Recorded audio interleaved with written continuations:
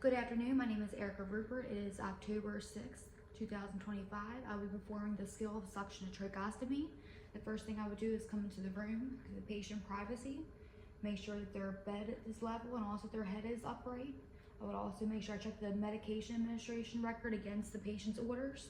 After that, I will go over to the patient, introduce myself to the patient, explain the procedure to the patient, make sure the patient does not have any allergies, and then also make sure that I check their wristband and ask them their name and date of birth so it matches up. And then I would make sure that the patient's tracheostomy tube is the correct length for their body. And then after that, I will make sure that I wash my hands. Also check airway, breathing, circulation, make sure that there's no occlusions or that their airway is open, that they're not in any distress. And then after that, I will make sure that I check their lung sounds as well as their cardiac and their pulse. And then I would check their saturation on their finger, their pulse ox, and make sure the patient is not hypoxia or experiencing any respiratory distress. After that, I will put this on the patient. Make sure that my suction machine is turned on and set to the proper parameters that the doctor ordered. And then I would also make sure that the tubing is connected and that it's within reach of the patient. After that, I will clean my hands again,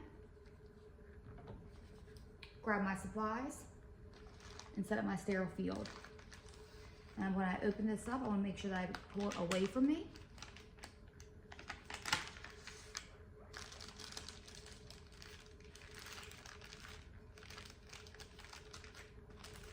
I'm going to take my dominant hand and put on my non-dominant glove.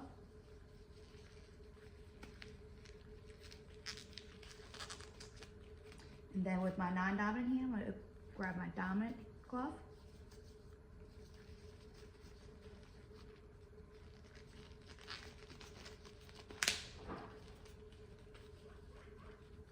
And after that, I'm going to take out the lube and put a little bit on here.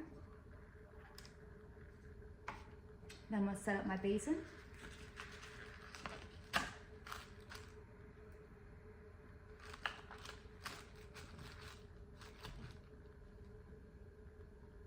Now I'm going to pour 100 milliliters of the solution into here.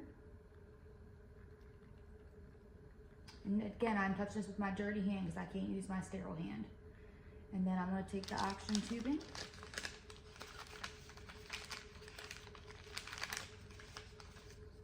Make sure I hold this part, the non-sterile part. Make sure I keep this clean. So then after that, I'm going to hook it up to the suction machine. And then also make sure that I dip it in here and check to make sure it's working okay, it's suctioning up. And then before that, I'm going to make sure that I hyperoxygenate the patient.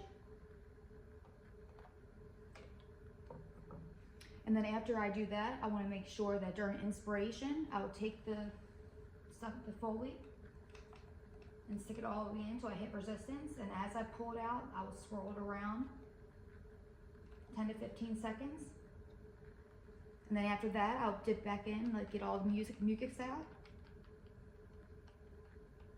And then if they need it again, I'll make sure that I put a mask on the patient for 30 to 60 seconds and give them rest periods in between.